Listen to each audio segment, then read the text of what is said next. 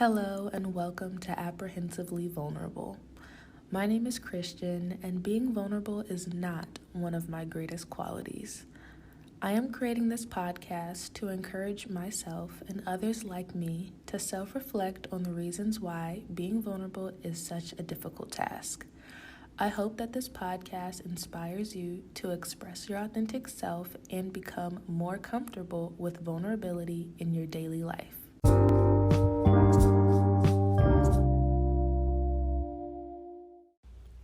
Hello, and welcome to the Apprehensively Vulnerable podcast.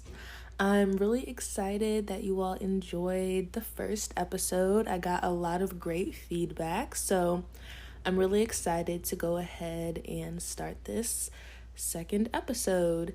If you have any feedback or if you have any podcast topic requests, I would really appreciate if you left me a comment on whatever platform you are listening on. So for today, we are going to be talking about vulnerability. I created this podcast because other than therapy, I don't really feel like I have an outlet to talk about why being vulnerable makes me so uncomfortable. So when I thought back to my childhood, I could remember a couple of instances where I was made to feel like being vulnerable wasn't a safe place. I had one memory of when I was about 8 or 9 years old, and I would go to my mom and say, "Mom, I don't feel like my younger sisters respect me." And I had this conversation with her a couple of times because my mom was staying at home with us, and we were also homeschooled, so we were home all the time. And being the eldest of 3 younger sisters, it felt like I was the third parent, and I would take care of them while she was working or busy or whatever she was doing, and I felt like my sisters didn't respect me. And she would say things like, "Christian, it's really not your job, don't worry about them." But it became an issue when I was old enough to babysit my sisters and watch my sisters when my parents went out. And I would have all kinds of, my sisters are not, crazy, but I would have little behavioral issues with them. And I felt like because they heard my mom or overheard my mom saying, "Christian, don't worry about it. You're not their parent. You don't have to worry about it." And they would also see me getting disciplined in front of them. They kind of lost respect for me when it was time for me to watch them on my own. And so I kind of felt like she wasn't listening to me, and I was like, "You know what? I'm just not going to say anything anymore," because I kind of feel like I keep mentioning to her that I don't feel respected, and she's not seeing where I'm coming from. As a 9-year-old trying to tell their mom, "Mom, my siblings aren't listening to me." You're kind of like, that should be the least of your worries. You're not a parent yet. You're not even old enough to technically stay at home by yourself. So why are you worried about your sisters?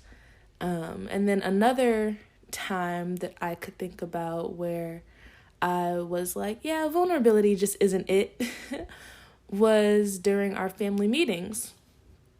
We used to have weekly or bi-weekly family meetings, and I really dreaded going to family meetings because I felt like I always had to defend and heavily advocate for myself when nobody else was trying to see where I was coming from. And as a child, it was very frustrating because I felt like, I think a lot of Black children or children of Black households have this thing where it's like, you don't want to give your parents constructive criticism because it always gets perceived as you being ungrateful. And that is 100% not the way that I was approaching the situation. And I don't think that it's the way that a lot of other children are approaching the situation. And there's a favorite D word that a lot of Black people like to use, which is disrespectful. And just like the word narcissist, disrespectful starts to lose its meaning when you're calling things disrespectful and they're not disrespectful. You just don't really like the topic of what is being discussed, or you don't like the tone in which the topic is being relayed. But I would get called disrespectful a lot, and I just felt like it wasn't a safe space to say how I completely felt, because I felt like I would get in trouble for bringing up things that I had concerns about, or I would just feel like I had to suppress my emotions and thoughts and feelings because I didn't want to feel like an ungrateful child. So when I thought back to my childhood and I thought about those couple of instances, I could definitely see how that morphed into a situation where I was uncomfortable with being vulnerable. So, having these situations where it's either taboo to talk about your feelings, or you get labeled as disrespectful for talking about your feelings, it can weigh down on a person, and it can make you feel like your feelings are just not valued. I actually had a situation recently where I was feeling guilty about expressing vulnerability and honestly the truth. And I had to do a lot of self-soothing to go ahead and tell myself, like, Christian, you said what you felt was right in the situation, and I can't continue to worry about other people's feelings so much to the point where I'm neglecting my own freedom of expression. And thankfully, I am in a part of the world that, allows freedom of speech, to that capacity. We could get into the details of how, there's layers to the freedom of speech thing, but for the most part, I'm allowed to say what I want. And when I'm expressing myself and other people are seeming uncomfortable, I have to realize that that's not my responsibility.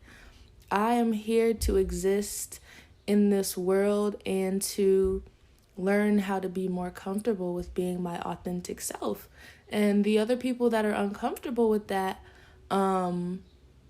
that's not my responsibility to cater to their feelings, because as a person that I feel like, not to brag, but I feel like sometimes I can say a lot of thought-provoking things.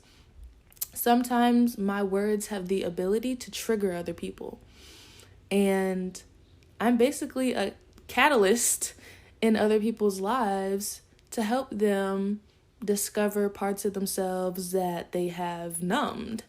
And that's a lot of pressure. And sometimes I'm not going to be liked for that. But I have to understand that I'm not here to be liked. I'm here to be me. And that's definitely, it's definitely something that I'm learning to accept. And it feels like a huge challenge.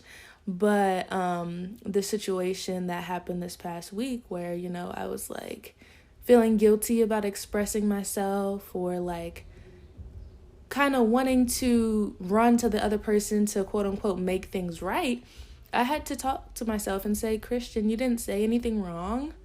And I have to stop having the desire to crawl out of uncomfortable spaces that have been created due to my vulnerability.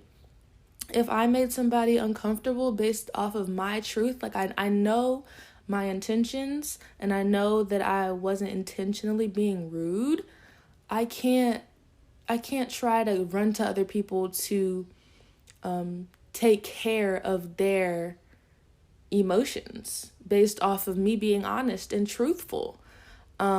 Which, therapy, wonderful, great, because I think if this situation happened a couple years ago, I would have shamed myself for being honest and truthful and apologized.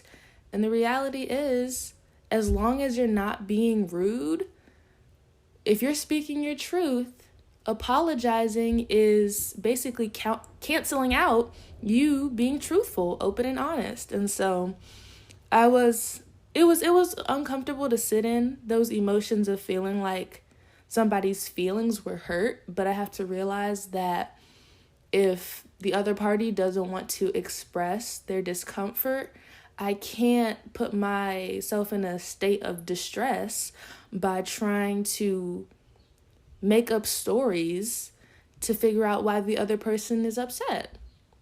So, that's what I've been dealing with. I did I don't want to call it soul searching because I feel like that's pretty generic. That's pretty basic, but I definitely wanted to try to think of some instances in my life and where that discomfort with vulnerability started. And I truly believe that everything starts in your childhood. So I hope this episode helps you to reflect on your childhood and some things that you may have suppressed or some things that you may have forgotten about that contributed to your openness or your closeness when it comes to being vulnerable. Thank you so much for listening, and I hope you enjoyed this week's episode.